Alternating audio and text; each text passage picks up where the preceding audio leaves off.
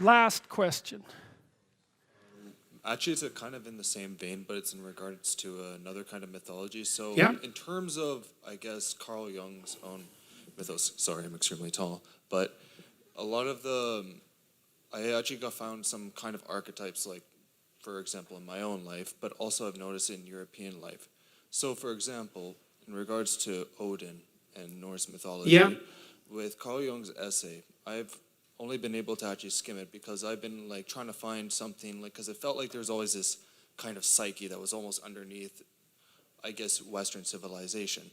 And we see it really like embodied in this specific figure, this deity, the wanderer, the knowledge gatherer, the seeker, but he's also a war god. He's all these different aspects that are an accumulation of what seems to be something that's distinctly Western. Mm-hmm. And I feel this is like almost like the symbol in a way. Of course, it's not always positive. Well, there seems to be something, maybe there seems to be something. I do think that the idea of the individual has been articulated most fully in the West.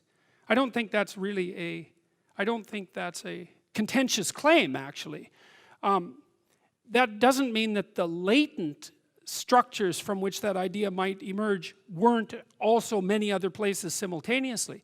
And the other thing, from, let's say, from a biological perspective, is that we're only talking about differences of a few hundred years in terms of the manifestation of these ideas, right? From an evolutionary perspective, it's instantaneous. It's like, well, a new idea has to arise somewhere, so it's going to be somewhere first.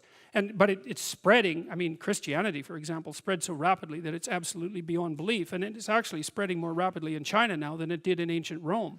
So, well, in regards to that, it's also been seen like almost in the wake of a dying Christianity. I've noticed that like there's been a tendency to go towards, I guess, paganism, right?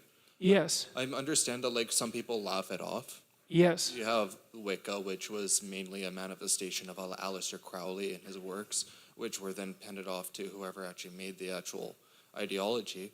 And then next thing you know, we're finding something almost more stable in, I guess, Norse mythology. And it seems like it's acting almost as a pendulum swing from something that...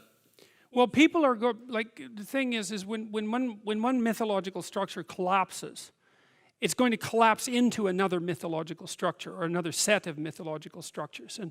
And because you can't get out of the mythological structures. There's no possible way of doing that. And so I wouldn't say necessarily that the fact that other belief systems emerge in the aftermath of the collapse of the overarching belief system, I don't think that that's necessarily a bad idea. I think that it has its attendant dangers. And so I should stop because I'm starting to get tired and I'm not going to be able to formulate any clearer answers than that. And it's also 10 o'clock, so we also do have to stop. So thank you. Oh yes.